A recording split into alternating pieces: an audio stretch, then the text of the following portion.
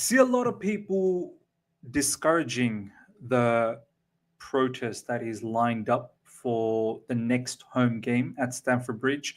I see a lot of people on social media discouraging people to protest, discouraging people to get rid of this ownership.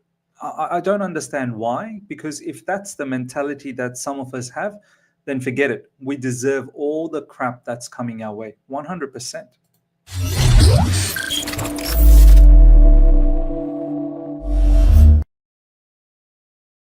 Welcome back to the other side of the coin, ladies and gentlemen, and welcome to your latest Chelsea news. Lots popping off. The most important conversation that is taking place on social media, especially, and all across many different platforms as well, is that there's a protest that is imminent. It is being organized by the match-going fans, so not anyone from online space, not anyone from YouTube or anything like that. Match-going fans, off the back of the match against Brighton, the shellacking that we took, the match-going fans have started to take a stance, and it has to come from them. We've mentioned it many times that if there is a protest, if we do want to create some form of a wave and send a message to the ownership, it needs to come from the match-going fans. They see it on a regular. They go to the stadiums home and away. They feel the pain live. The message has got to come from them. Yes, all of us can support and back them and spread the news as much as we can, but ultimately the action's got to come from them. So they've started to take the initiative. The home game against Southampton is when the protest is going to be held. Do check out my previous stream, which is a lot about the whole protest. That's the last stream that happened earlier today, UK time. So do give that a watch, where all the details about the protest is there. But since then, in the last 24 hours, there's been some parts of the fan base that are trying to create some level of confusion. They're trying to discourage this protest. Some are saying, what's this protest about? What's the direction? What do we want? Is it that we want a different footballing model? Is it that we want the directors gone? Is it that we want the owners gone? Some are saying, look, it's on a Tuesday night. No one's going to show up. It's a school night. Forget about it. Some are saying, look, nothing's going to change. We're stuck with this ownership. Look, all I'm going to say, first of all, if that's the ideology, then forget it. If that is your mindset already, then we are beaten. We are defeated. If you have a defeatist mentality, then we deserve all the crap. We need to unite as a fan base and help promote this cause as much as we can. And just to clarify a few matters, some people are confused as to what are we protesting? And I think that's a very good question. Excuse me. What are we protesting about? Some are saying, do we need these sporting directors gone? I mean, at the end of the day, doesn't matter who owns us. Doesn't it matter more how we are operated? Do you really care who the owners are? Don't you care about how we are run? Look, all issues that have risen over the past 3 years all leads up to one place, which is the ownership. So that's first and foremost. We need to understand, no matter what we try and fix, none of this will be fixed or none of this will be rectified completely if you don't get rid of the owners, because all of these issues stem from the one place, which is ownership. So whatever issues you have, try and find the source of it. It comes from the ownership. Now, some people are saying, do we really need to change the ownership or how they are operating? Look, these are not two separate entities. Who owns us and how we are run are the same thing.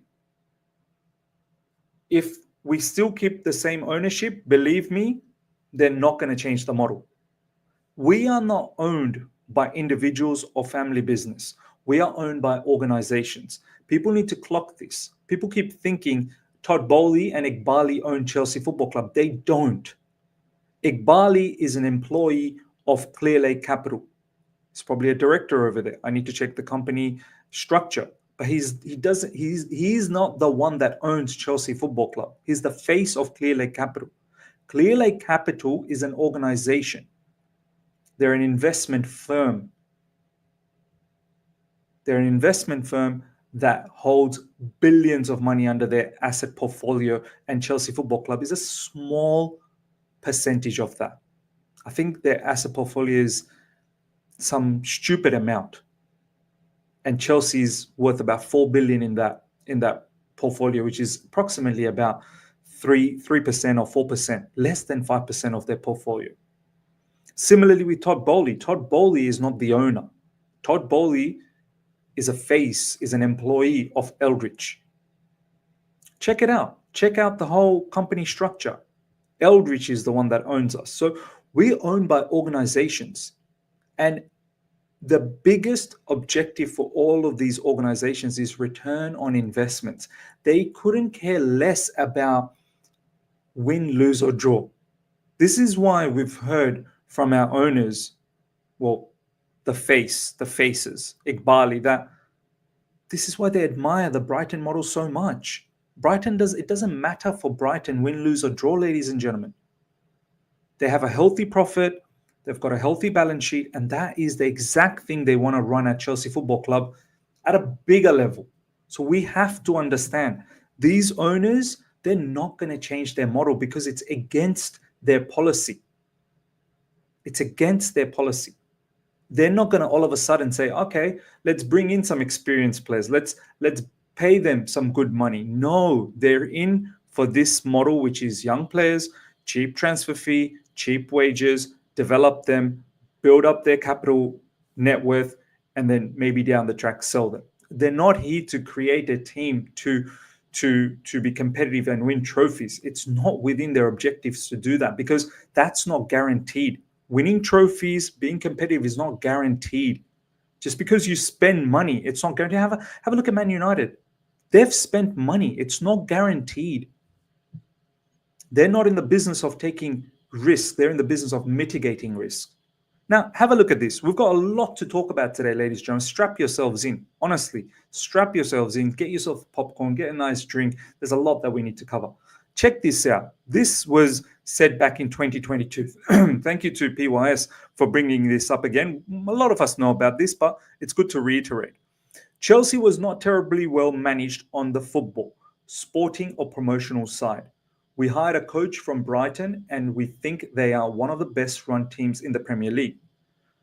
This is Iqbali talking about Brighton, one of the best teams running the Premier League. You see, Brighton don't win any trophies, yet one of the faces of our ownership is coming out and saying, back in 2022, that they're a well-run football club. Yeah, sure they are, for that level. They want Chelsea to be that level. The owner is from a sport gaming data background. Tony Bloom spends 10% of the payroll, wins almost as much as those who spend far more, and has a very stable mid-market, mid-table, very profitable club. Iqbali admires this. I'm sure Bowley admires this as well. We gave you time, but it's all about money, monetizing, profit with you, no ambition to win big titles as you ignore and try to write football history. This is PYS's personal opinion, but ladies and gentlemen, this is it right here. This is it. If we don't understand this quick enough, we're in trouble. Spurs, ladies and gentlemen, they have finally protested in numbers, in thousands. Look at this video. Before the match against Man United, they won against Man United. I told Faz, you're not going to win. Look at this. Even Spurs have clocked. Their ownership is just doing a hell of a lot of nonsense. And they're now following the same model as us, buying young players, cheap, transfer fees, wages, cheap. Man United, Ineos doing the same thing. I need to make a separate video where football is seemingly going in this direction, which is going to ruin many big clubs. We need to get together. Spurs, ladies and gentlemen, showing more balls than us.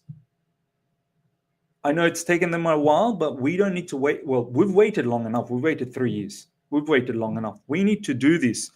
Come Tuesday against Southampton next week, we need to do this, ladies and gentlemen. We have to. We need to start, at least get the ball rolling and see where it all leads to. Because we carry on like this, I'm telling you, there's going to be no difference with us and Spurs for the years to come. We'll be same as them. Check this out. This is what Joe Cole had to say. Even Joe Cole, I swear, Joe Cole should be one of the advisors to this ownership. Even Joe Cole has clocked it. And I'm sure he clocked it ages ago, but he finally has spoken out. And I'm loving it. We need more of our players to speak out like this. Joe Cole sends message to Chelsea's ownership and directors. You can get all the data you want of a 21-year-old that will predict he will be this at 24. But there's a process between 21 and 24 where he'll have to learn in every single game. Like, you can use the data to make a prediction, but there's a lot of other things that needs to happen. This is what Joe Cole is saying. You can't just simply rely on data to expect that that's exactly how it's. Data is not God. Like, it can give you a bit of an indication, but it's not guaranteed that that's what's going to happen. I know from my experience playing with experienced players around me as a young man was invaluable. And it's moments like the Brighton game where you need those experienced guys around you. I've said it from the very start of this ownership. You have to have experienced players. You can have all the managers you want on the touchlines, Shankly, Mourinho, Sir Alex Ferguson. Sometimes the lessons are learned on the pitch with your teammates, teaching you and nurturing you through a situation. So this whole idea of these young players getting there, well, there might be, but I tell you what, they'd be there a hell of a lot quicker, and Chelsea would be getting more points and be higher in the table if they would just put some experience around them. Joe Cole, absolutely bang on. No one's saying don't get young players. Have a balance. Have a core of experienced players, talented, experienced players, and then surround them with kids. The kids will learn from the experienced players. And as the experienced players phase out, the kids will take over. Then you can bring in more kids after that, where the previous kids will then be the experienced players teach. That's the circle of life in football. You cannot be having the entire team full of inexperienced players and then expect them to all develop together to be superstars one day. No, it's not going to happen. It's never happened. There's no precedence on this. No team has done this and won stuff with it. Big teams I'm talking about. Some of you guys will, Ajax has, Dortmund as well. I'm talking about big teams, especially in the Premier League. So kudos to Joe Cole for saying that. Malo Gusto, ladies and gentlemen, as we've mentioned in the previous video, has been speaking out about the performances haven't been good. Malo Gusto has called for a reaction after the disappointment of Friday night. Surprisingly, this has actually made it to the Chelsea main Twitter page, X page. So I don't know what message Chelsea's trying to send. Like, Malo Gusto said something that is totally different to what Maresca has said. Maresca has said that, no, top four is not needed. That's not the target. That's never been the target. No one told me that's the target. We're not good enough for it. Malo Gusto has come out and said, no, we need top four. We're challenging for top four. And that has been highlighted here by Chelsea's official X page. So there's contradiction, and I'm not really sure what's happening here. Why is Chelsea going out there showcasing Malo Gusto's comments, which are contradicting what Maresca is saying? And I'm of a belief that Maresca is not saying anything that is on his own accord. He's saying things based off, I feel, what the owners and directors are feeding him. Because if Enzo Maresca is saying all of these things on his own accord, he's going to get the sack. If that's the case, he will get the sack. But right now, there's a lot of people that are saying different things. Enzo Maresca is saying something, Malo Gusto is saying something, and Fabrizio Romano is saying something else. Check this out. Chelsea's idea was Champions League this season. That's what they want. What have people been saying? What have journalists been saying in recent times? Champions League was never a target. It was a target at the start of the season, and then it became not a target, and now Fabrizio is saying it is a target, or it was a target. Chelsea are planning with Enzo Maresca for the future and have already started some summer transfer meetings. Chelsea are happy with his tactics, the mentality he is giving to the team. No issues. They believe he's the right man. More PR.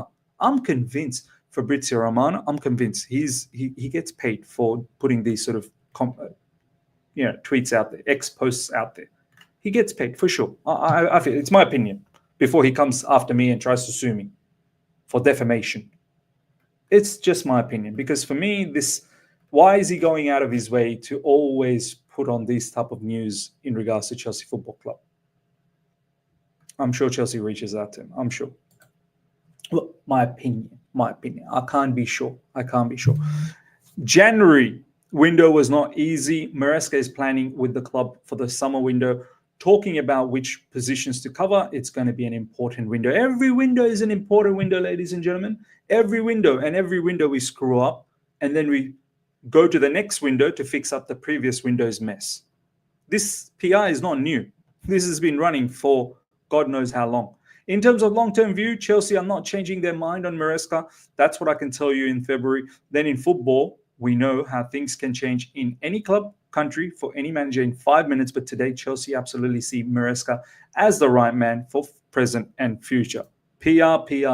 Look, bottom line is 3 years we've been seeing these type of news. 3 years. This isn't something new. This is what we need to clock as a fan base. Some might look at this and go, "Oh, yeah, it's good. It's good information. It's good that he's getting backing from the ownership and what." This is the same thing we saw under Potter. This is the same thing we saw under Pochettino, and this is the same thing we are seeing under Enzo Maresca. So we need to clock. Fool me once, shame on you. Fool me twice, shame on me. Bottom line, this ownership that we have, the consortium, they need to go. As long as they're here, nothing will change.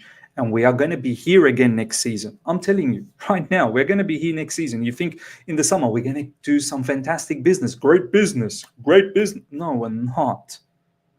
The summer window is going to be another mess. Believe me, so many players that are on loan, they need to come back and we need to find them homes because they don't want to stick around here. We're going to buy more kids. It's not going to be any different. And who knows, continue in this form. Let's see if Enzo Maresca has his job safe or not. Already lost against Brighton twice back-to-back, got eliminated of the FA Cup, then lost against them in the Premier League. We've got Aston Villa coming up, away from home again.